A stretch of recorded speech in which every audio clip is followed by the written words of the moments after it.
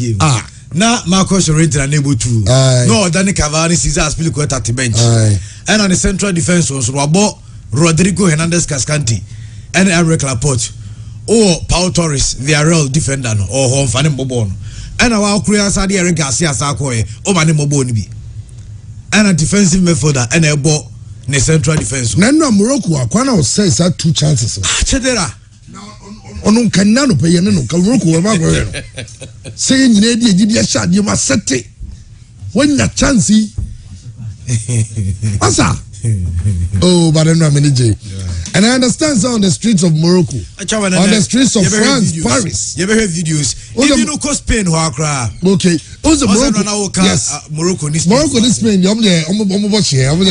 It's just a dominant. And I'm because I'm a cocoa pain. I'm just certain parts of Morocco because our parts no more cocoa pain. Obviously, there are some parts of Morocco, some parts of Spain. Okay. You know, and I do say, Hakim, you know what's Obama Spain? Yeah. And which is Obama, Morocco. Yeah. Almost hard, you know. Morocco for France, almost Spain, party. You better be a Paris, you have been so little. Okay. Then you France, and never no more Yenrano. Chai. And never no more Yenrano. Now, Hakim celebrating, I'm going to tell you. Sergio Ramos. Some celebration I don't know easy. I only Sergio Ramos celebration on my PSG. To your chef find up now with the composure, the confidence of boss up penalty. Panaika. So you give on card with Charles is in the down. The Morocco for no Quabi on Osmo Kata, penalty of a ball. Chairman, Rebecca, coach and friend said Walid Regago. Ono so adwuma wa yede ama Morocco and enra ono so uru say game no onya kokodro eyi Sofiane Bofa for game ni oyi Sofiane Bofa every game ni mo na sa kokodro a World Cup enra Cristiano Ronaldo tena bench Morocco for no coach ye ni Ronaldo tena bench man replacement be ball the first hat-trick in this year's World Cup say coach is with me say o da bi say ena go say wo coach o Morocco coach o hwe Morocco set up no enonim Enra size. Me respect a woman no a cobe 200 times more. We pray on beaching someone train no more yako bandaging and I say I know the way they were defending solid. And no munya born and just your boys in Geku. No more pipia ba. Hakim's yet. Then now is almost so coach. For them, what they have Morocco has never gotten this far before. Their best has always been the round of 16. Morocco equally the record of Cameroon, the record of Ghana, the record of Senegal by making it to the quarterfinals. No more some coach, no more to go coach. No, this is coaching son never born. Now, Sunday Portugal for who is how much Switzerland. Morocco born no more there. They don't play like an African team. They are not scared of their opponents. That's any idea manager one. And Brent take chance you're saying in and the thing is that they have a very good goalkeeper. Now, German, that goalkeeper the Refia last season Spanish La Liga, last 2 seasons Spanish La Liga. One of the best goalkeeper. Now if you have a goalkeeper who is keeping the post for Sevilla, I mean that's the level of goalkeeper at the upper tournament. And I am Magana the other one. Germany no one say Morocco for midfield on Sofiane Amrabat in the ball midfield over Fiorentina. Yeah, what Thomas Partey or boss now about me. So when to me I'm not bomber. I'm not near you doing bonnet film. So Sofiane Amrabat waiting so. Everybody ma Fiorentina. German. Omone Croatia. No beer Kase Luka Modric, Marcelo Brozovic, Mateo Kovacic. But baller Sofiane Amrabat a ball on that day against Belgium. Axel Witsel, Kevin De Bruyne, still Sofiane Amrabat a boy. And Sergio Busquets, Pedri, Gavi. Na performance as Sofiane Amrabat sa de man Moroccans no. And I'm say Moroccans no chama mini business.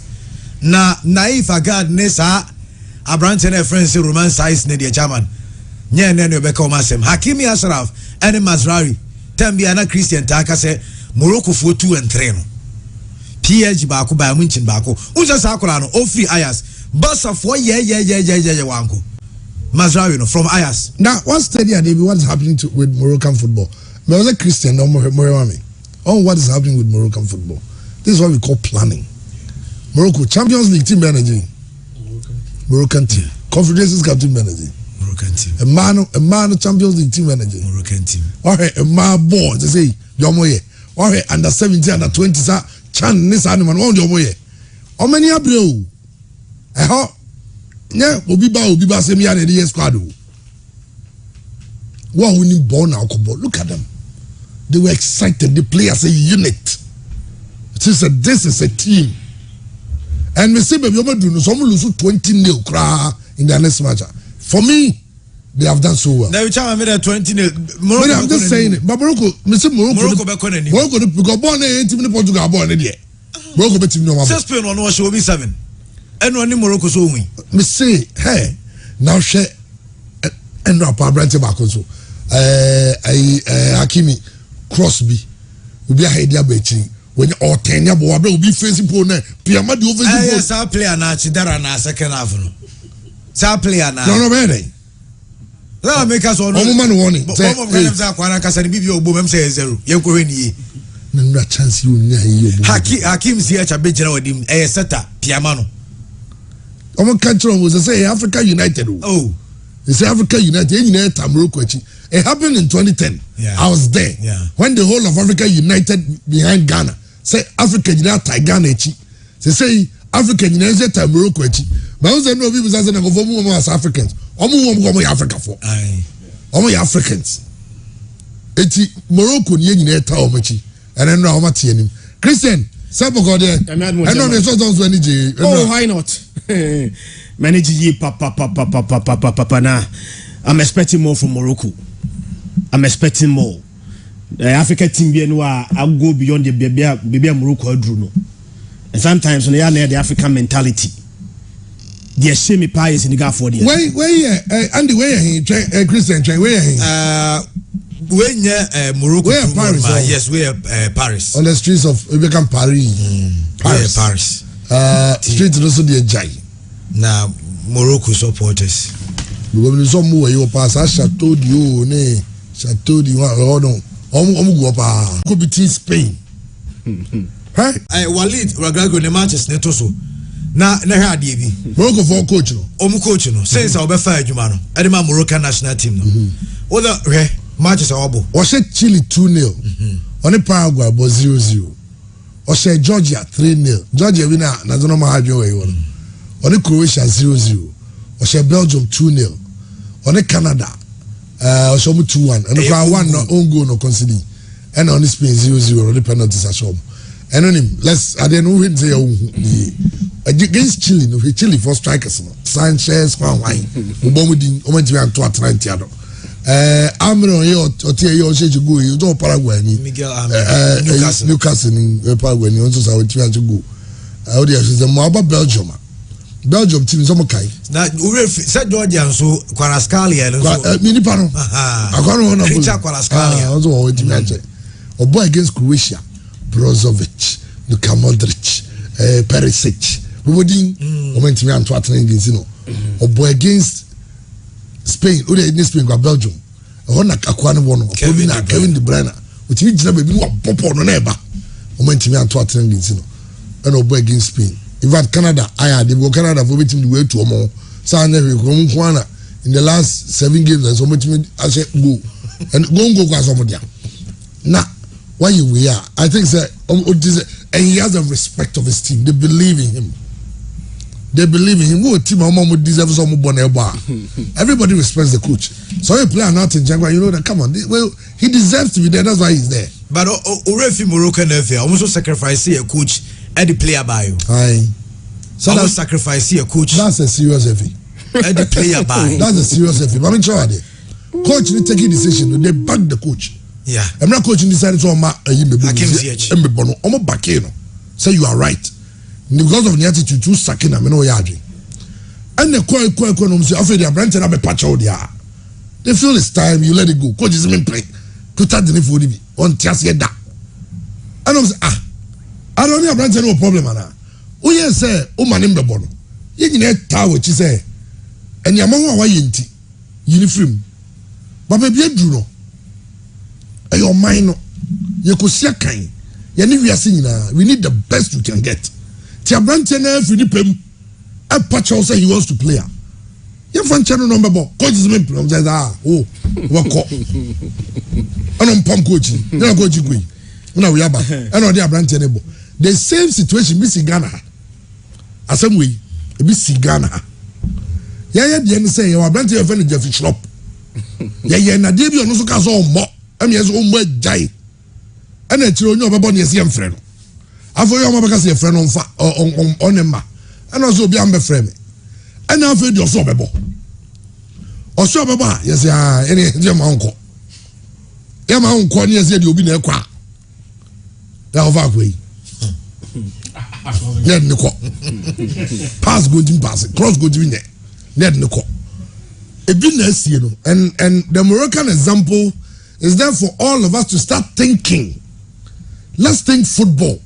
Now you your personal interest. Because they are now, and then as a number some year a bit charitable with science and some baby so Baba man ne papa prekopane ketukre kusenya hwe ne papa no say tie friend a money go bobi but you make can ye 26 year dey condition every president your opportunity go ni baba go we ma ran pa me no a any we say Africa na mum ne bono. What important I say? What do you no problem. And nothing I want me be careful. The other me job is coach na so. Ne bono die. Say what bench as on bebo. Do the ongo. Who dey nyahwe? Who dey chinchina bebo no? About the first game. Anko ye. Who dey obi bebo second game. Waboni ye. Third game the anko ye no. No asako fanu waba. Not just a coach in Nadjimuno, the number one choice for left back. Is that one? Now we coach now we are. Chairman, me sure say. Okay, say make I say Morocco for everything it takes to beat Spain. But acoustic seven chairman. Okay, acoustic yes, I did with pimping so 2017. No for them.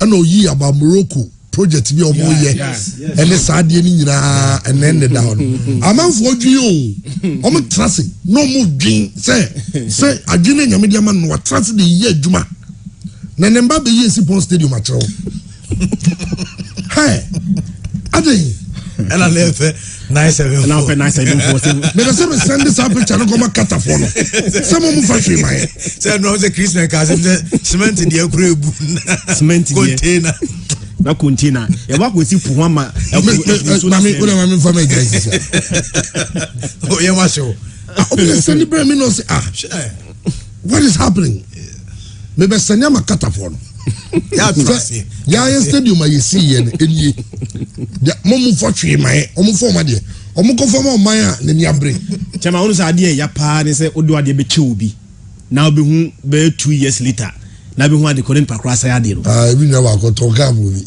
o na the posters atata ka ne bi kana pa ki be ro wa ni gira ade say kana ba the posters Nigeria ka ya tare kama pa wa tare e fe utimi sa tare wi jawu na ade che obi na be 2 days later be hu de pakra de atare na ya na fi na chama obo ofu kata for the stadium ni mahaya after 1 year one year call kaze ko pebosia omumfie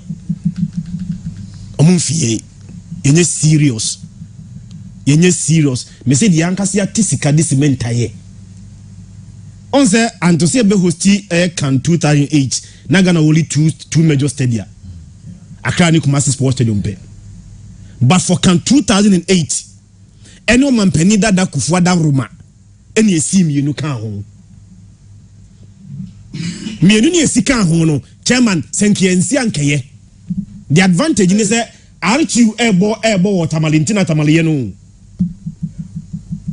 esi pondie no akoye more like a white elephant chairman fa so bia ni so chairman so person man for tears here let's go back for the picture abra ye unveil this stadium 2008 na you unveil this stadium I the host can 2008 no let's go back and watch that video 2008 basically how many years? You are talking about 14 years down the line. And 14 years down the line. I did see ya ne fair. You do my sick see ya na feno. Chairman, dear you. Na me aduma chairman I see Sabaso. This same stadium. And the finance minister. Echo parliament. Sir, I think sir, let me be right with you. Also almost spend about $3 million in renovating the stadium. $3 million, you know, 90% of the work would not complete. Chairman, okay, Mekai. My smoke is on call because still I'm in the picture in the. I don't like to.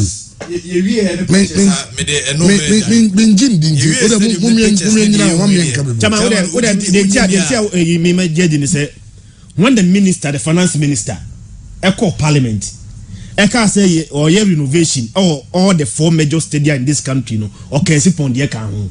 To so say Sam Reno, now almost by $3 million, no. Now the work done on the stadium, no, 90%. 90% of the work done. The time you could try, no. Not even 5% of the work was not even done. Now, 5% of the work, you know, was not even done. Stadium planning and parcel. But you were told in Parliament, an official statement, like a budget reading, and a minister catch and said, the work on this stadium or renovation, you know, was just $3 million. 90% is already done. Chama said $3 million. We are spending $10 million there. Not just a $2.5 million. They're cool. Christian. I'm for about one. Yeah. The host can 2018 any. Ejare fa last one to so. Ejare fa to so.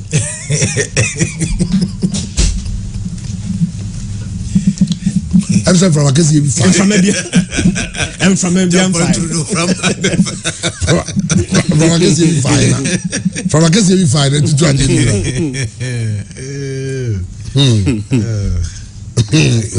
Gano see how many so yeah when you say me as a beginning you are question them other these are current pictures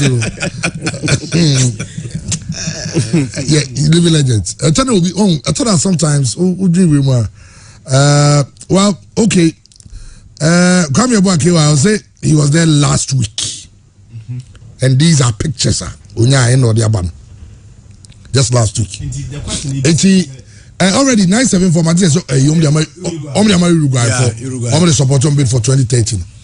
But the Ghana Yasrebi, the chance of stadium no channel. Almost say Mube in Seattle to Tuache. They will keep only 2. Already doing say outside for sports facility is low. So Qatar is one or more. Almost no. I never see new stadium no a year on the year. Jump to go some come on Bob and go on ball stadium be one minute go tra go ball no man mo ball no ball go ni banko Ghana for e kan wo bom so ma go support the die you outside games no o say na mom bass na aduane ni nsuo ni nyina say mo go support man come go say no mo kwa na ho o bi adaje what you say na kroma for yen so me be 400,000 kura so nya what via mo so na etua ka o fi say kuro no ye nyina identify so e ba na etua ma what you say so mo ni asem ye different na enya me de nya me so bi o ma Uruguay for yes yen ka container be ba no Bonnie de sisi kwa ho we get stadium guys ana donkwen Andy what if I'm on this bra man say biggie man carry because sometimes I don't think we are okay now the emra so what Tanzania for Obama no president who's wa cancel Friday go independence wa cancel was okay, no budget on my own independence near $445,000. Only be independence. What chum or say Omofankosi schools. Any hospitals say Omofankosi to base because you no be a time because me and generalizing Africans who a nipa boni will nipa bitrim so mo be wiaye. And the reason a lot of African leaders are stealing is because they were poor when they got into politics. They were poor men. So when they get into politics, they have to be rich. So they steal. Ghana, yet here Farmers Day, Mom cap a intro. About Mom cap for budget, bro. You bought this to be a you. you go one district fanso be spend 300,000 Ghana cedi can you na boom azan about national there you weka boom no we are not say ye net strategies make crafo na skada ho ye no just utwi ye ho a sabe as ye moa ye as ye nwen and these are people who went to school ewa amonone omo mu ko school omo nim the best practices but chrono ni boninti they will do it this way anuntina ye Ghana at 50 now to heni now do anniversary now what to talk cars we are auction Ghana hankwa na minister atra ne ka mewie no ni ato ama minister 15,000 Ghana cedi ni atofo from now 15,000 to talk Kenya nko to talk ani oh ye geni o ma ojunwa eti da bia na ye anniversary ni anniversary of one na say kwan ye be kwan ni ye twam ye twate sword busoma mo tia bridge katafo no busom also be jari twa sword mu da say e kwan na kwan e kwan ye twa sword me who say stadium 8 o si o mo ye say e twa sword na Ghana o you say as cruise ships no the buy na see Porsche no o ma e ba ko first ne be ntay I go pay ye be ceremony e di welcome ship no e di aba Ghana ntia no sa ceremony ngwa be we ni abaka $1 million COVID-19 Katafo Islam mamu Mary stadium na mo de chichano mamu maybe yempe yesramo COVID-19 ba ye kwaji vaccine tema hu anniversary vaccine di be we ona e be fa DJ ya fa DJ ya be hashtag dia trending no Katafo na edom be say no to Ghana say no to Ghana in terms of the stadium no mo de church na mpacho o na de o kwa America otaba ntina o kwa mo de visa de ma ye de si o mu fie kra Kata so Mr. Kata so nya 90 minutes o he ni o mu ti ngro fie America, chairman, the richest man in America, politician. The richest men in America are virtually businessmen. Even if they get into politics, the main of his wealth business. Yes, but come to Ghana and come to Africa, the richest men in Africa mostly are politicians. And before they went into politics, chairman, let somebody get into political power. 2 years later, 5 years later, they become millionaires. Sometimes you ask yourself, say, where do they get the money from? Sikai did your mokadi, the mama ketia. And I say, intimate the project that they do. Intimate. Honorable K, the podcast.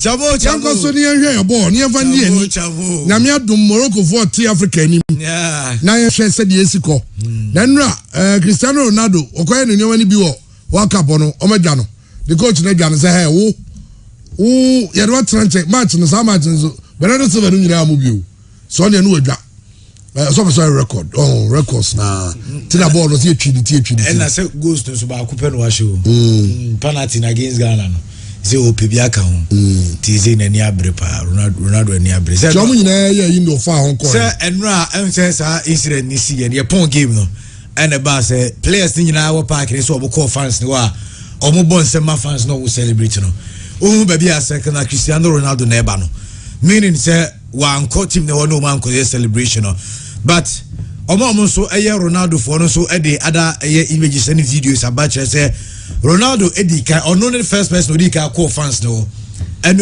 echo bomb on some geo money and some other team members still that's all but sorry time Ronaldo echo the time and not as a Japan game now Portuguese for us omo chia referees no more hagi omo no that time na Ronaldo mum eba fans no ebe born in same and the time other players need to decide yes or mobile ono hu so ayo no so dia wi nto ono so ko and this is the time and players ni free center circle or ma wo mo ko fans no no na Ronaldo suru attend on him and I give me 6-1 Portugal should 6 ba chama say one hwe game ni bi now be first starter one hwe abeka say any true reflection of the game. Oh yes, very simple. Portugal were very efficient on the night because the away game no na Portugal abo only 48% of ball possession. 48%, which means Switzerland possess more ball more than Portugal. But the most important aspect of the game goals. They took their chances. Portugal about 9 shots on target. They scored 6. 6. From the 9 shots on target, and almost 6. Now, Enra, before the game, Nakasa Ubieka, Ronaldo, coach Fernando Santos, Eddie Ronaldo at Ranchain. But after the game, now the talk no player now, obey place Ronaldo no. Goncalo Ramos. Chairman, tembia opportunities in the bar. You need to grab it, take it. Now Ronaldo acquire ni niema. Coach say nani anyi ho. Eti odi Ronaldo na bench. Player now odi be replace Ronaldo no just 21 years. Only experience bia o. Just 21 years. So when he age no kwa 21 years, 169 days. Enra, he became the youngest player also a hat-trick at the World Cup since Florian Albert in 1962. Now, Sunny goal no, on the first goal, now Portugal for third goal. Me boy, because now Portugal for say first and second. Ramos, 17 minutes no share first. Okay, and now we say I think the third goal. Share 51st goal no share 60. Sa dia good allow board or the man on, but share goal ni we no. On sa no look pass now. Or the man Rafael Guler everybody say the fourth goal.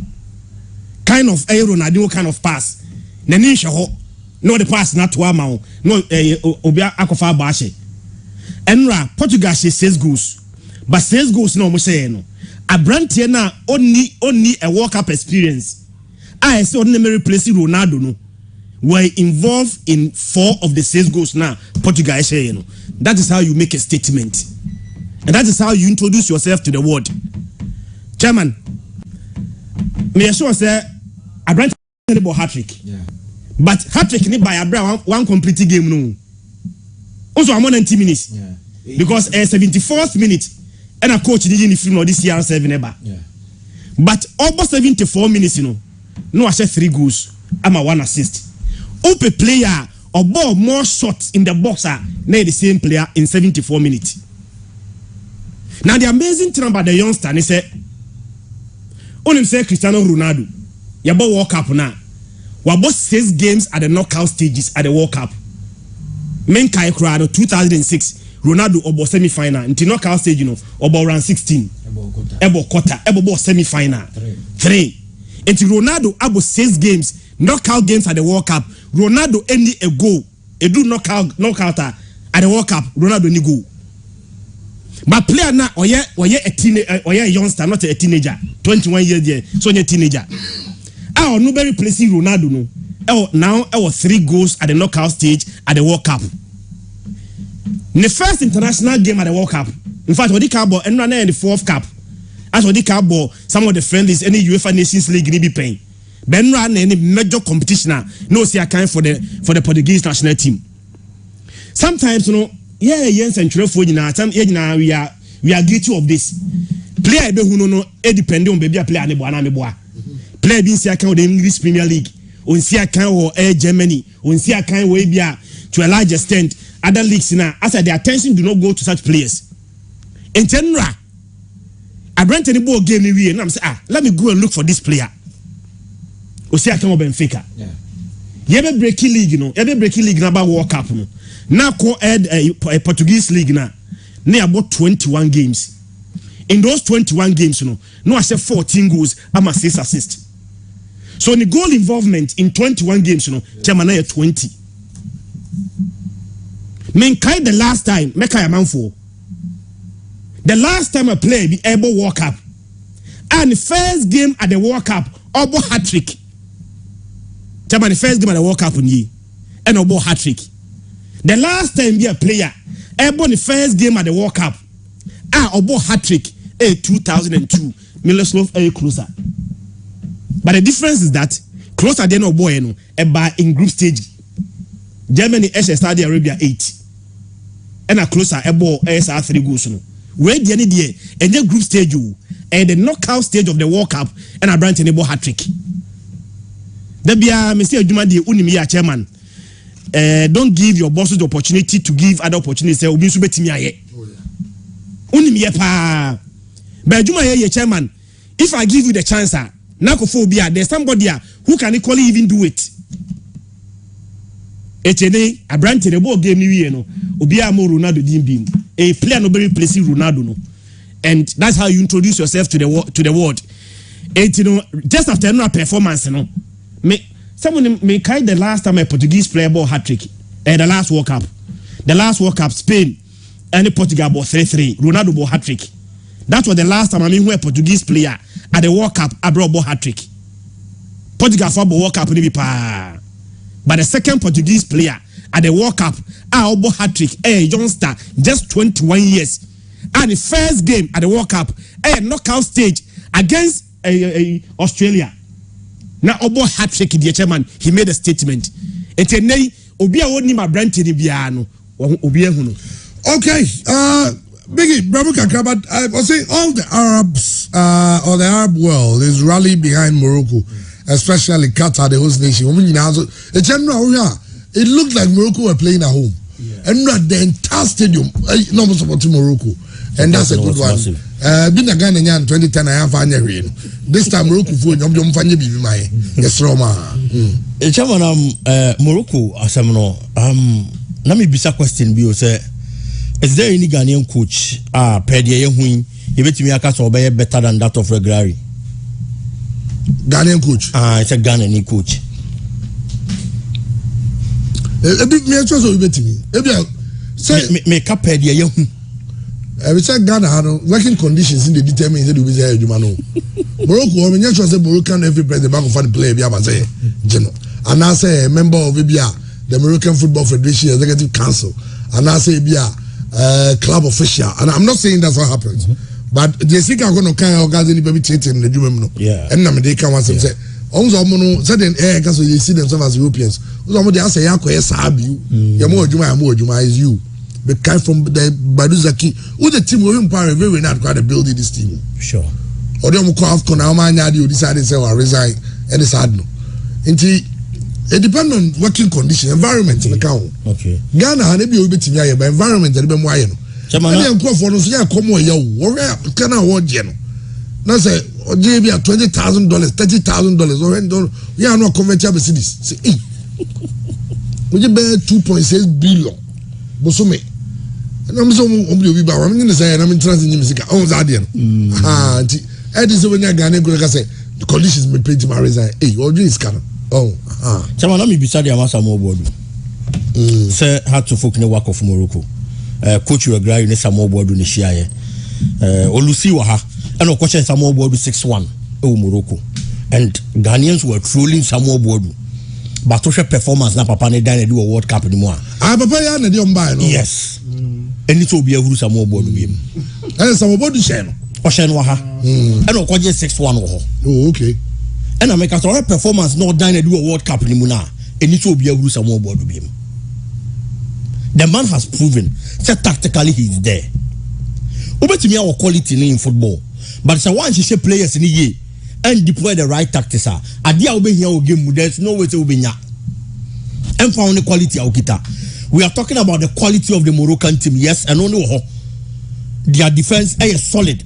And only but who is saying money in every man? There is a man on the touchline. Oh, no, so yeah, Juba be the team no. That is our come team in the game every. Now players the be say a coach when abua. I'm the kind of winner yenya. And that's a level I about do yet me about do. It's young Kofana na yan son so. This is the man we are talking about. Chairman, no Portugal game no. It was all about Abrante Goncalo Ramos. Now say crazy say he's gotten goals at the knockout stage than Cristiano Ronaldo.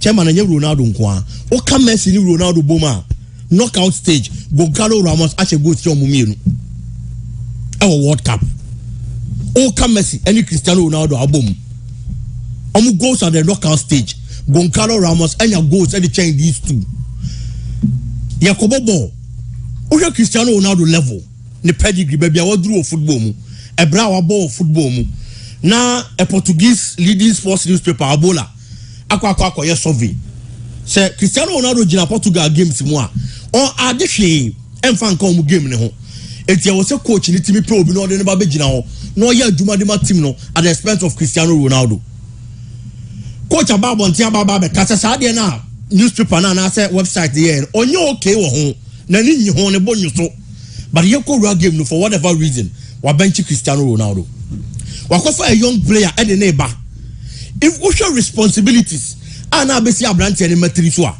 enye player bia na betimi agina ho no wabo Cristiano Ronaldo on the bench prayer but ye yi wo se bra be ginam ne bo game ne de ehwe de wo so betimi aye and it is not a gamer obeka say group stages ebia Portugal abo 2 awie wa win against ebia South Korea on for results ne nyehwe and ode obaba be ginam dabi this is a gamer on here results dey akọ nanim a crucial game for that matter no akwa for say bra ne be ginam ne bo ahead of Cristiano Ronaldo oni kwan bia dan say obekere say ball no betimi abose ade ginam a and the young man gave a man of the match performance on the day over 3 goals no assist baako.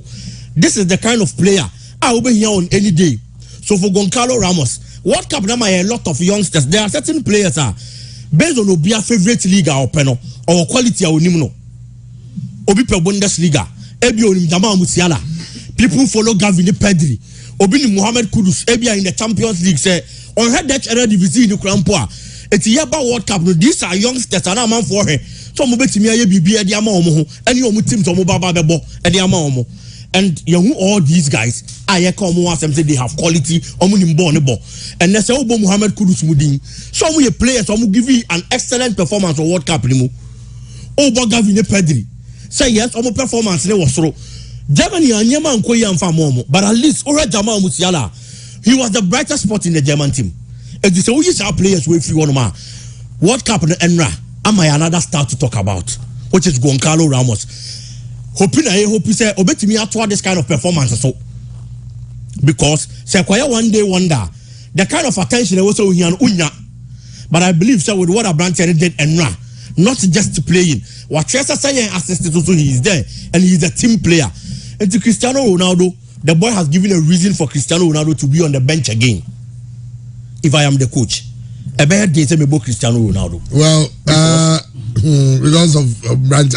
Chairman, a Jumana Abrante and year and ran. Ronaldo on any day.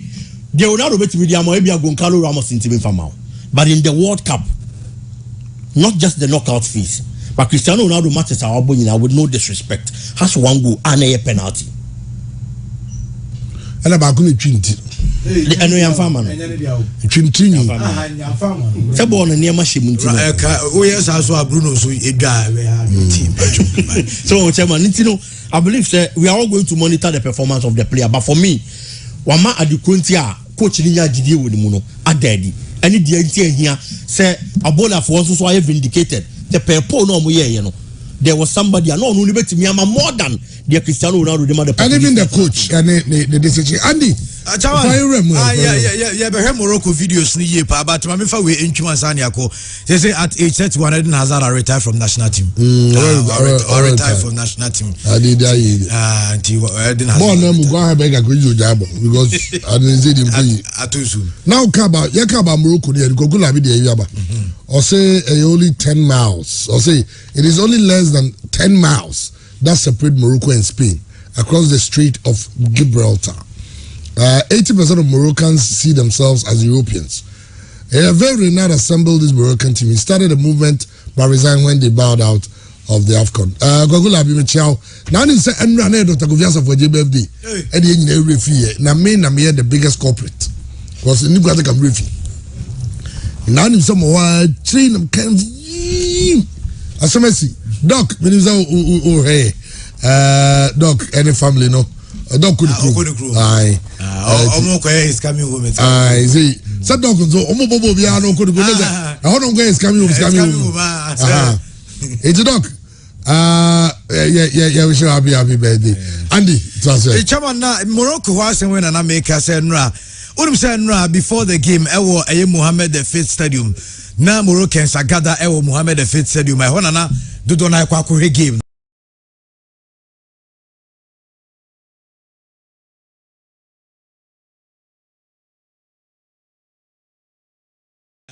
Abrante friends Hakimi Ashraf. Who was one name, Mammy? Chamadini. and Abrante ka said ne maame na a sacrifice bibia for the success in the ground. And enra pon game no straight to bibia na maame neti to her and one ne maame na kiss no. Enra na ni je and they kind of mother's love to that papa fu bibia maame fo nko ani hu but papa fu dey ba ko bai you see the nursery enra ono so de ne papa and a call Morocco camp base wo and the papa so stadium wo you see the nursery ye pon game no ono so e walk straight to the father so ko bam the papa and ni gina wa e ki see the mama so in almost celebrations no and no you ready so jarebe ma oh yes papa for be here and I will encourage you to watch Ken Richard the movie, you know, you will love it. Ken Richard Richard Williams Serena Williams and Venus Williams on papa the movie. Okay. A true story how was he moldy in a manner. Watch the movie, you will love it. Nte papa ni one in a million. Yes. So I ko say what so you so you papa Ellen Haaland. Yeah. Also about it. Ubo ha. When I ran Indian on papa there. You see the nursery. Yeah. Honestly. Me sure. Ala there's no one help papa. Bobo ha mama tell mama didn't get involved you jama. Jama there be a mistake be papa for no ye bebrebe. Ota hwe America Got Talent. Baby omne mama na. Wan e mba mama fo na dey. Some papa ko adwuma. Na mama ni onye adwuma. Oye adwuma baby America. Mama ni sacrifice adwuma oye no de ne ba ne ko. Ntia kwa ni benyina wie no. Sometimes kura no papa diske ma akwara na o de mama me no. No de ma akwara no. Ene no kwe. Mama a o pese o pitch you against your son ana oba. Akwara ne ebone a. O do papa baba beto. Mama no mu akwara no. O so ba onu so ya the few authority amount. O gidigidi what you bet. No one last year akwara yi. O last year akwara ni wi ya mama kro na wasa so ma akwara no ma ne ba ho no. Mama na sa fe na kro papa. You papa. Don't mind daddy. Now, Chairman, one interesting thing. Coach a friend said Walid. Only say obo ni so coach here. I said ne mama a friend Fatima. Atna Paris for 50 good years. Okay. Mama no time na Walid de bobo no akore no stadium da. Or starting coach mama no kore ne da. But I know before game no, I say Walid insist say there be or person mama ne ba be game ni bi. E ma ne mama ba stadium ho be bi. Now you pon game no manager Walid and so walking straight to the mother. It's so nice, so beautiful. Yes. If you saw say papa for no na e free muntem. It was Anna. And the irresponsibility. Yes, some of them are irresponsible. Yeah. And I'm crying, especially say our giant bars and crying one mommy or more. You do a certain stage and you move to papa no. And Tiana Ikaka. Now, Panafono, yes, you know. Different kakra, especially African mothers, no. I'm a politicians. We're politicians. Especially a Christian guy. Say, I'm creating pressure. Me, man, crowd feels as I'm mammy and papa and papa. Of course. So I create cool school. Yes, over 200 Ghana cedi man. Papa no man 190. Now I create school. I got 10. Mammy the 10 last one. Maybe few papa. That's it. 10. No one tell 190. 190. Mammy tell 10. Well, you just tell you, you papa. What is that to you? We are also guilty. You choose between our parents. All of us in the studio will choose our mothers. Because we live with our mothers. The JB probably so we should do better. Yeah, of course. So that we will have that kind of bond with our children. Now, Andy V has sending message me. I said I'm kind of someone for that. I be as someone okay there. So the officer of them. So as I'm gonna say, football joy, you cannot compare it to anything. On a platform, I was like, on a Facebook follow. Say, no, man, can you cry? You can't compare football joy to sex. Now, football joy, the moment of joy. You can't compare it to anything. Hey, that moment of joy in the other team. No, it's not true. Okay. And it was when Chairman says quarterfinals Nanya is set. na Jeremy quarter finals of a World Cup no said the fixtures no is yet Nyame Adma Friday never starting. These are the fixtures for the quarter finals. Qatar to we say a sure bet. Netherlands Argentina go both teams over 2.5. A game of goals. Croatia Brazil and say go both teams.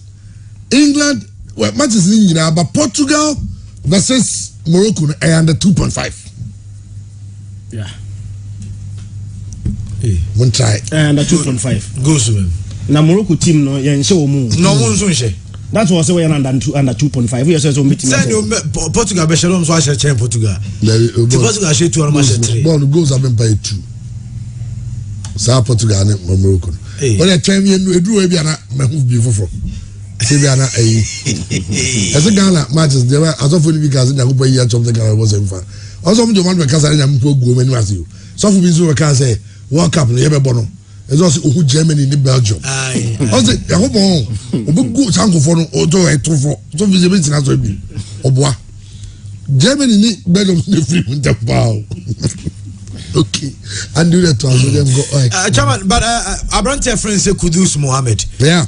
As we speak, I say teams now more no. There were progressions and they are serious by Borussia Dortmund. And from Kudus also camp no. So mono pese bia Kudus ebeye Anza Barcelona 4 day Mekika kaya na oko straight into Barcelona. Onfin says Odika wo Dortmund ho na bi okonya be a year or 2 or Dortmund ebe bo na progression no more. Me Dortmund ni chain ni nyira. Me no ya adwen. Say Real Madrid. It will be a great move for him.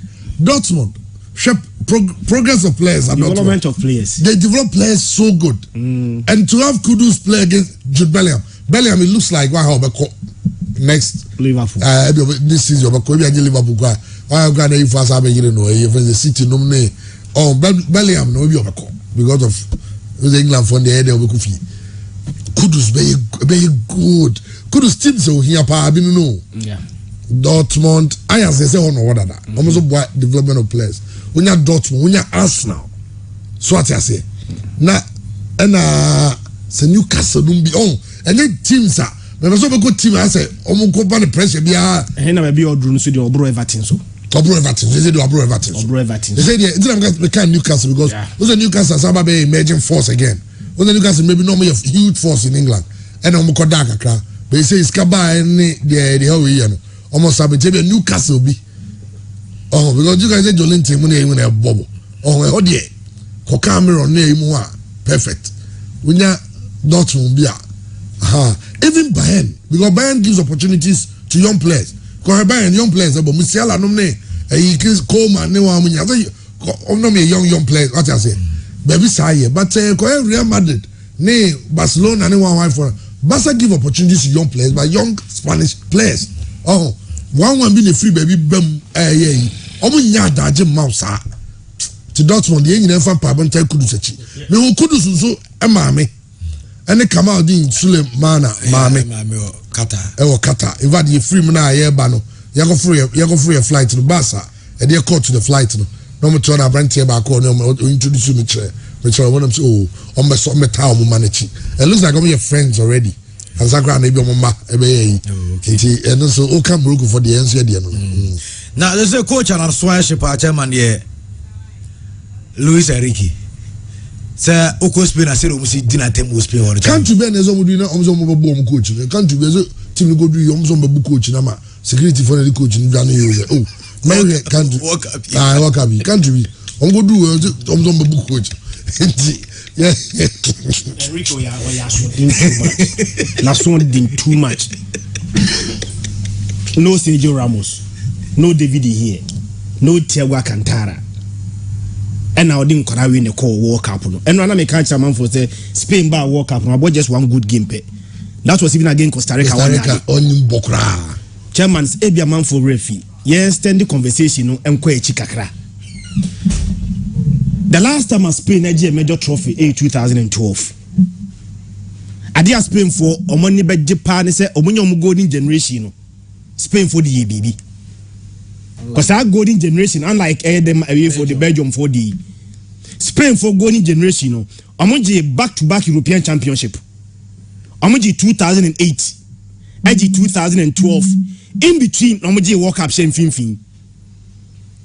It is our golden generation 3 major tournament omoko ye nyina no Spain edgy.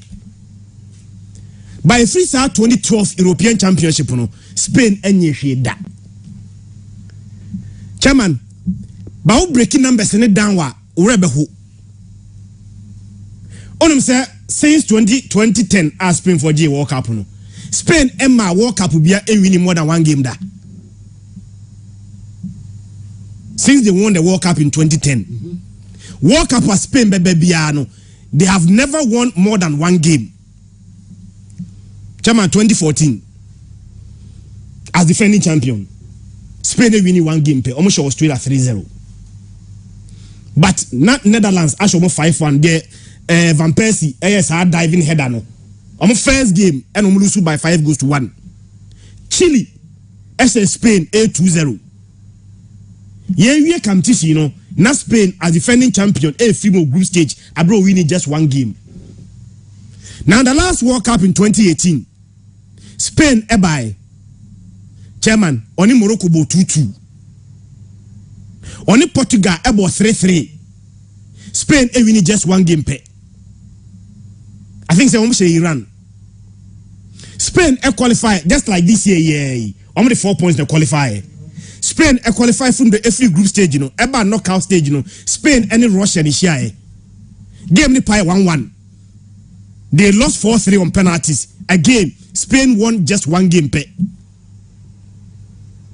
Now the next World Cup ended the airboy from 2018-2022. The next World Cup, Spain first game was a 7-0 win over Costa Rica. The second game, and on the Germany ball 1-1. The third game, and Japan sent by 2-1. Again, they were very fortunate. Only 4 points qualify. I'm gonna qualify here. The chairman, I'm gonna win the Morocco. They still did not win. So since they won the World Cup, Spain by World Cup now, games are Spain are winning now. Can't say more. And Sape. Nenra, Adebako, and Ramusa man for our Twitter. Almost the most useless start any pass completion. Aye. Piama we know as a Piama we that's why we are something now 800 and some name them 200. That we a game no now Spain for about 77% of ball possession. 77. Which means Morocco any less than 30% of the ball. Pass completion. Spain for make 1,019 passes. Versus 304 for Morocco. But Spain for any that total dominance in terms of having the ball. On ball 8 shots, only 2 of them are on target. Only 2? Yes. 2 shots on target? 2 shots on target. Now, Spain for your lineup, I didn't tell me to Spain. They say, Spain do not have finishers. And then Spain, said Daniel on the left. Number Ferran Torres on the right. That's so. Now, Marco Asensio on statue of Real Madrid, number force 9. Marco Asensio on statue of Real Madrid. Yeah. So, which number? Next time, Marco Asensio cramba one able Alvaro Morata. So can do Nimbobo. Unimbobo. Enti Bruni no Unimbobo. Enti we as some became for the man using money. Spain have the ball but no penetration. And then do one open and now where Spain bencher I want you to crab chairman Morata, Ansu Fati, Nico Williams. Tamana Spain jina supano. Chairman, say Spain attackers now ma go krana. Look at their midfield. Zavi near some ma goes. Benay Spain midfield no Gavi, any Pedri, any Sergio Busquets, they don't score. And attack no so say. Young Franco has Spain tamano me omujina so no. Chairman, David Villa. Nene lead this Spanish attack. Omoji World Cup 2010. 3 players. David Villa, one of them was 5 goals. Say David Villa cry ma. They're not in a chino, chairman. Ne Fernando Torres. And yeah, Fernando Torres of Chelsea now. Sam ne Fernando Torres no see a cannibal Liverpool. Onokra was on the bench. Pedro no see a cannibal Bassa. Sam na Pedro is a small player. So Spain will have the possession. They will have the ball. But they also have the men to punish you. And then you see Spain say, "Ombe crab ball na, crab ball na." But sa cutting edge na, Now they used to have in the past, they don't have it now. It's Daniel Leipzig. Now Ferran Torres now going on and off. Obeti mama one good game in there. A channel original game and I'll fu. Number of course when they bought force 9. Only one more. One every place in why Alvaro Morata. So I don't have Ferran Torres cry and me more. Now one ebe more. And Ansu Fatia, Nico Williams. These are youngsters. And Spain for the in fact almost a moment country coach in the year. Country coaching because one of the reasons why Spain for film at this level no and a lineup na no because what Thiago Cantara chairman he can break the line so easily for exactly. you. And David De Gea did not even make the squad. David are making squad and Sergio Ramos and no celebration no is Sergio Ramos is through so the Sergio Ramos the yes our celebration no so we should go bia mu ba ko should go la PSG and or ye kire no say who you coach also Sergio Ramos me boti Pepe grab a ball abe the ball Pepe your friend the grand old man T by close of the now to Luis Enrique yapamna enye no reason enjoy omo hwese omode Roberto Martinez also the Belgium begina mo amfa Tibia Roberto Martinez ne be replace Luis Enrique just for example there's so many coaches say Vicente Del Bosque mu nyina omo jeje there's some old coaches some you know be happen baby at no Pep is or renew contract the Mama City that's what she beba is omko Italy na omko pay Italian managers ni be but for Spain to have a foreign coach they don't like they won't do that na say they don't use some of their young coaches now Xabi Alonso ni Raul Gonzalez Blanco some so ba mo new breed of coaches some so yen kakaka in jumbe for form normal coaches bi anu my year ya 2 years time almost our that e be ba e call Wolves your friend say Lepetegi say baby no ho no Madrid conference embre na Ntibi obesaba ntibi obesaba but chawa we family ni si okay I tell you how pure 95.7 FM you so I dey go on some about you share the World Cup now Morocco for fed this time about they say they dedicate their win to the Arab world because of say the way Arab world not support you no I also want when you compete I no man can Africa no one can we move and take your offense I say me and your petty they see who say who's Arab you grow as if you FIFA Arab Cup will say na when I say FIFA organize back on bono those are the Arab world no I'm a massive support and say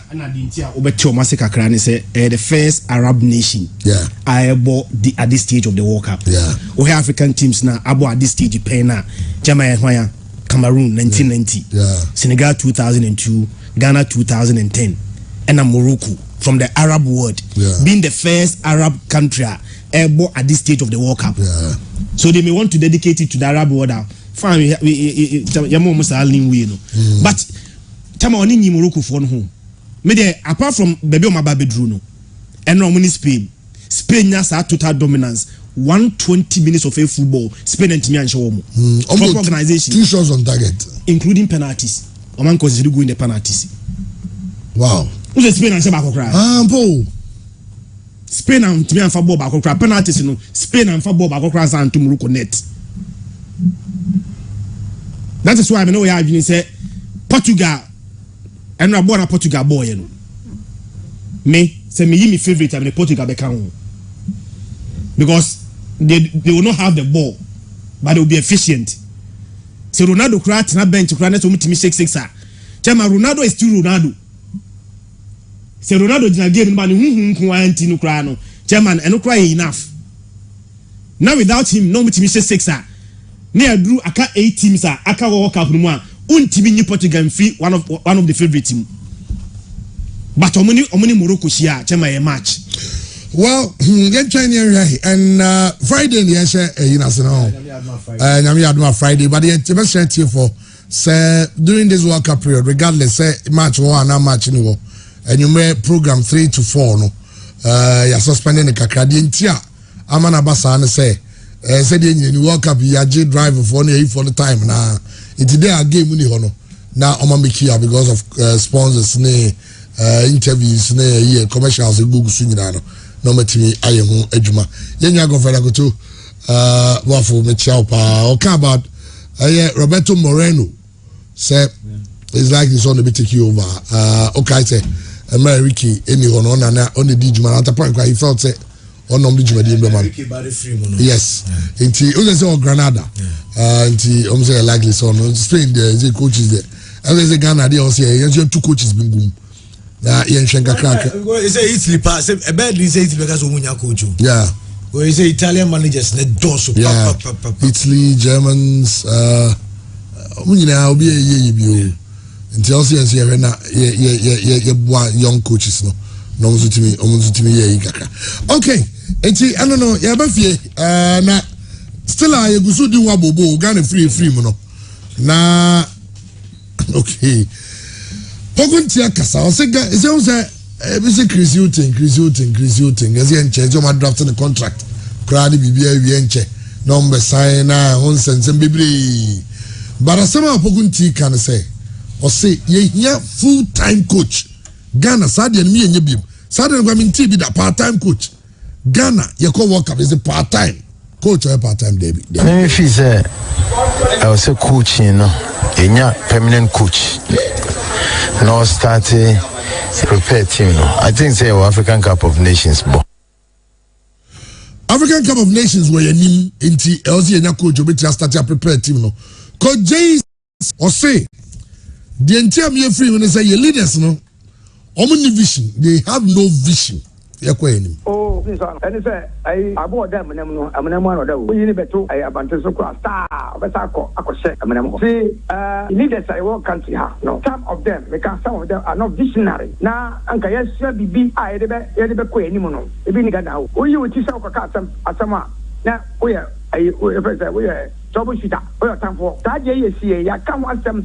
For be a come watch them. Be a come watch them. So who a player not a player and I say Ronaldo of all people at the bench one can was one match the bench 6 the woman now and you know yam padi phone idea anymore yam pan kwedie oh yam padi kwedie empathy to yankwada that might be anywhere rano SCP who the player cop say that Odoado Okaso he was this my old man selection on a year and I make our radio station he said yan can get some me as a person one can get some message of what the yan can get them meeting can get some message of what now Katambra that me bow po so once I obia person the player back side there but be just to sell him and yeah nation's interest and you're gonna interest too and you want to interest it is why we play not to coach or not to be a coach me na me do back Ghana ho but tuma coach you here baba ma ya kana say me I can say who the player bobo give your men bobo e win ma I don't know so I'm a player you can answer take as black side on mobile me no so much ya there's no development. There's every day we are on target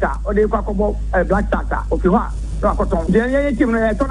of black starter, team. We have the talents, we have everything in this country that can push us even beyond what Morocco is doing. But because any visionary leaders, I been more prepared on bottom any young. Well, I know you summer Coach Jay Sabo Biggie, make sure you visual Sunday about yes, I'm so Coach Jay Sabo about vision. And of course, we are looking for a new coach. Names by Biasi Chris Hilton because and reasons. Some catch us on the reason. Yeah. I'm going for church or to social media. Reasons why Chris Hilton is the perfect man for the job. He knows the team. He's been around the team. Just say team. And he knows the team. He knows. And I mean so much about you. Me see me. Can me and me too. The sports minister. Me na me sports minister and I'm deputy minister. I will push, say, listen, you sack every member of the Tenga team from the team. I'm going, me call straight, me call me akwane veno, every night, me no call him choice. Media, Kayamia. I'm not saying say, what I say, Kayami, and I'm on a campaign. A coach or bar, only interest. Coach only interest, or bar, or bar, or be franco for wow, yeah, then our bubble. Wow, yeah, and our bubble. It's as simple as that. Chairman, say, you're a coach for Black Stars, and I say, if anybody who is going to mention the name of Favre now, Nipanen far from right. because what Chelsea on the African continent is a good coach. The only coach as we speak. World Cup ne the energy but in the African Cup of Nations, the only coach for the two different countries are AFCON. This is the man we are talking about. And to pair that alone, or might be on the African continent, the Papa so man may any coach may sure say Ubia Bepe. But then again, for those who are making case for Chris Hughton, you can't also blame them, Chairman. Chris Hughton, if you are asking me, was an advisor to the coaches. Chris Hughton bet me a tufo, maybe a coach in him fa. Chris Hughton bet me a channel adrenaline. Oto me few senka yen say wa hanoma. Oto bet me decide say no, I am the main man. What can the batanya dia me de be adwuma. And for someone who is also going to make that case for Chris Hughton. Me ni pa ko nso so be adwuma, but then again, me problem pa na say on my Ghana as a country. Say yeah, appointed coaches are. We don't have a technical direction. That is your problem. The BIA nyina say, oh, your coach ne ko, yen go perfo for ne mfa ne mra. Ni akwa perfo for ne de na ba. Coach ne ba, dey no dey ba on board. Football be na obo. Sign a Ghana pesa ye bobo. All these things are things we have to take into consideration. And sana ye be fa manager ya fa. But o man mu hanom na ye nya sa ade no. Ya dia ye nima ne say oh coach ne ko dia, yen go pe coach ne mfa ne mra. Enti coaches beba, coaches beko, but clearly who's a country nankasa Ghana no and like the technical direction or maybe here no dia kona nimu football mu. Ya Bernard Lepel who is the technical director. But I mean who are they be or they on board?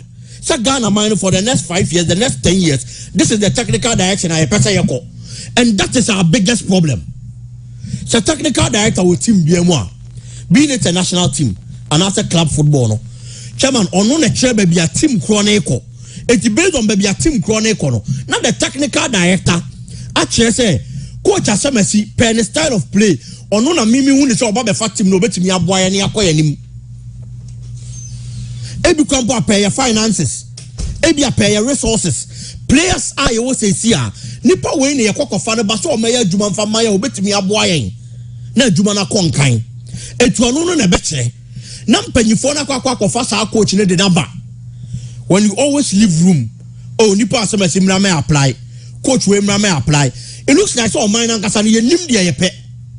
Eti ye bia tum, obi aba na ahwe ni CV, oh wa coach team ABC, or je cap wa ha, o ye we wa ha, oh any obetimi aye adwuma ne yemfa ne mra.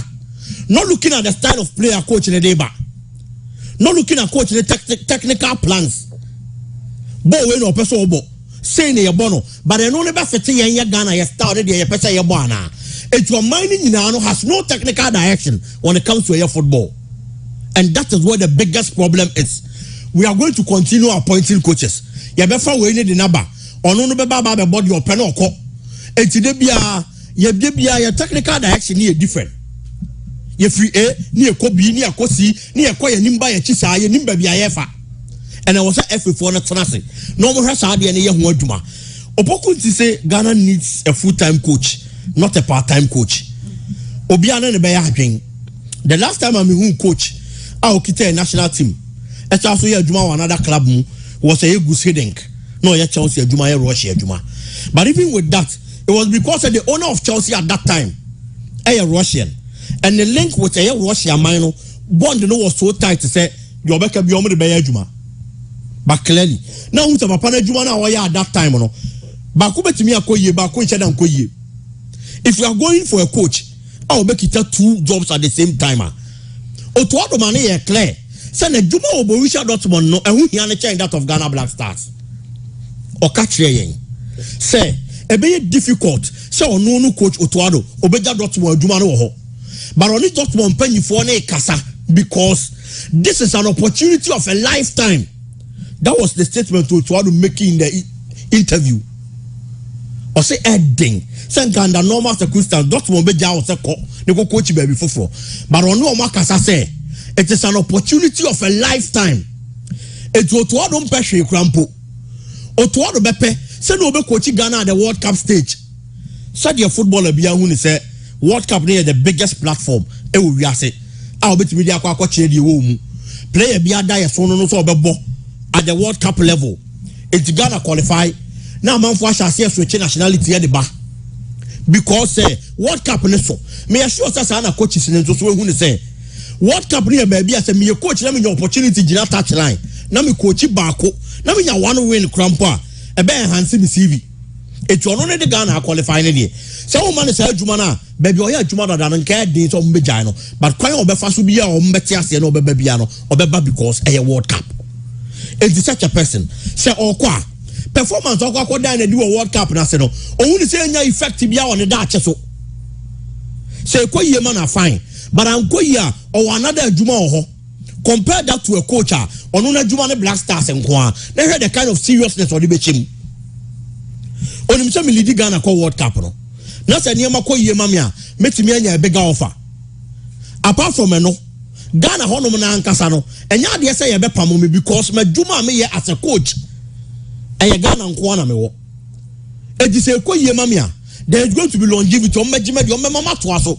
ebia me sika mpo ye be increase no any ade bebre enti the kind of energy or the be share adwuma nim no eye different than obi o wani da so o baabi so no no corner a okono there is no way say oya ade o wanya ade o wahwere na adwuma mienu ni nyina da bi dot one ne da honom a etwe ono no coach Otoado and certainly a mistake na Ghana ye and ultimately blame Otoado bebre the people you are going to blame again the people at the Ghana Football Association because any coach Otoado and they appointed him.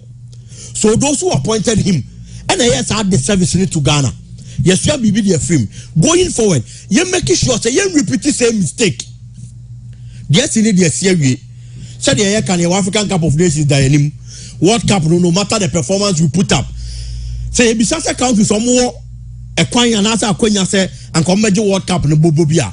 Me nya sure so be Ghana their account. Debbie and only chance na ending extremely difficult say Ghana bet me akwa World Cup no but African Cup of Nations the man ya den 9 there ya na nyema yi ya bet me akwa gibi it going forward omo make sure so mo be ya nyema yi no mo appoint a good one and obia onkwankwa ya adwuma ha no ma ya adwuma ha a part-time coach any needed for Black Stars with no disrespect Black Stars in Somalia national team and yet Tanzania.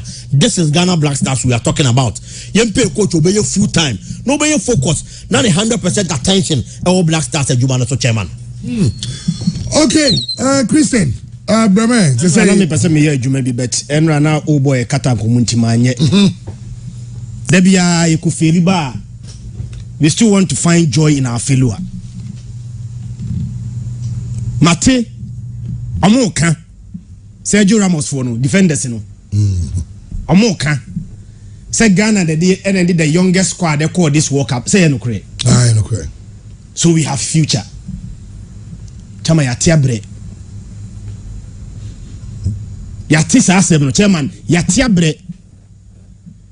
I refer the Nyagupon Bob Kanipa on and kind one kenye. Ubitimi yo ade ya pa but because Nyagupon dey refer kan huntino na ref na dey acheni pakro. Asem e yati FM. With time now refi no are you okay. Tell refer the chairman a part of us. But ye refi a na mo force a chairman ye be kai omo. Ye be kai omo. So mo refi a the same Nkoma Yedi. You call 2006 World Cup. Ghana did the youngest squad. They called the 2006 World Cup. We 2006. I'm ranking teams, you know, in terms of age. It's a ever form in terms of oldest, you know. Depending the defense, then the squad the for defense. The youngest. The youngest. And the average age of 24. South Korea for Betosumi 24.7. Ghana at the 2006 Nations Cup. Yeah, they did the youngest squad. They called the World Cup. And I say 2010 exactly. And you go 2014. Then you said you was. Me say. You call 2006 by and I'm say you did the youngest squad. They call it you know. Your future no. Chama you did 2018 Nations Cup. You did 2010 Nations Cup. You're in fierce more. Even the last 2010 World Cup every single World Cup I could be Ghana did the youngest squad. Mesai Kai said 2010. In fact, you call 2006 World Cup. The youngest member of our squad now Samojan. Now Samojan had 19 years, 320 days. and at the oldest na you Otuado did 31 years. Average age of 24, 2006. 2010 again in South Africa. Ghana at the average age of 24 in the core of the 2010 World Cup, we were still the youngest squad. So Ghana 24 years. The next team North Korea 24.7, Germany 25 years, Cameroon 25.2, Nigeria 25.9, France average age near 27.4. Chairman, we cried the Messiah start na Mejari 2014 World Cup. Ejarim Fantoso. Chairman, we were ready. National teams at the 2014 FIFA World Cup in Brazil by average age of players. Ntomo ranking from the Wanyini. Ediko CD some. The 2014 World Cup now, that was our last World Cup before this World Cup. No. Country by a squad and by Argentina. Ejare, younger country by a squad is swapa. The next one, the last one made the mound. And so again, Ghana did the youngest squad echo the World Cup. So the excuse that they've been telling us, oh, you call World Cup now, you did the youngest squad in the core, your future. Chairman, every single World Cup will be Ghana parade the youngest squad, but the future we are expecting never arrive. Okay, it's 2014, the youngest squad in the core by Uncle 26, the youngest squad in the core. 2010 youngest squad, 2014 youngest squad, you can qualify for 2018. What the guarantee said, sir, the youngest squad, I said they acquired this World Cup, no, it did something for us in the next 2 years. Oh, can't say me and yet tight. Because we are talking from precedence. Say BSC pain. Ama ubia the youngest squad near their core, thinking say we always promise tomorrow, but that tomorrow never comes. Oh, the motion average age near the core, you know, a young squad, yami who be 2 years, say 2 years, you know, jelly, BB da man. Every year be the 2 years they be promise us. Every year be the 2 years now. Young man who be 2 years, this squad will mature. Every 2 years be my promise here biano. I said they be a D. I was here soon. As on them be now soon do him now ne do him so you never catch it. Someone my dear friend Mirage. I say normally Mirage grad you be more when you are traveling and Osha wenima or kwenima I say you Uni my dear, but Oba, my dear, a moi or desert so. More animals on the desert because they are testy. Also, they don't think as humans. Into desert is the autonomy, no mirage, like you say in Sue. Animal keep running. Oh, when you name Suniko, oh, when you name Suniko, I want to be running, chasing the water. Eventually, the animal will die. Ghana's future has been a mirage. There be a who's away him and we keep running at it. There be a call, but measures are the solution. Any youngest can walk up. No, the solution, one of them, any nice nepotism, favoritism, any chronism now. You're national team. No, we can parade every young squad to the World Cup, but sa can Chama yenye mfrimwa every year be our future control to be a mirage. Away him you see, but you keep running at it. The excuse there, oh, yeah, the youngest squad in the core, so Ghanaians should be happy. No, Chairman, your president, every work up here could be and they did the youngest squad in the core. But the tomorrow they promise us never come. Okay, you're going anywhere now, and no, that I go just for your birthday. I wish you a happy birthday again, Doc. Maybe I will be in a Google because I wish you happy birthday. I'm not Tina. Tunapokuwa Frankwane kai na doc the fache so and then so Miss Ruth also answer Ruth and then your birthday I wish you a happy birthday. Ruth the marketing manager for Phytotech, no also the managing director for BNR Solutions. Ruth, happy birthday to you. Nana Poma also answer from I going to support you happy birthday Kesepa. Hey, okay. All right. Nana, you wish you happy birthday. Everybody saying I'm not quite into what you will know from Fradumu and call Adumu. Okay. Now, Kenny Rose Internet Solutions that I know you said when it comes to internet and also the weather Kenny Rose Jumaku now person internet uninterrupted. Kenny Rose as and also do any trade. Kenny Rose Ashtown, Newtown, Ashanti Newtown, and as Ashtown, Ecobank no and share home number is 0208 282810. Nane Kenny Rose in the Juma.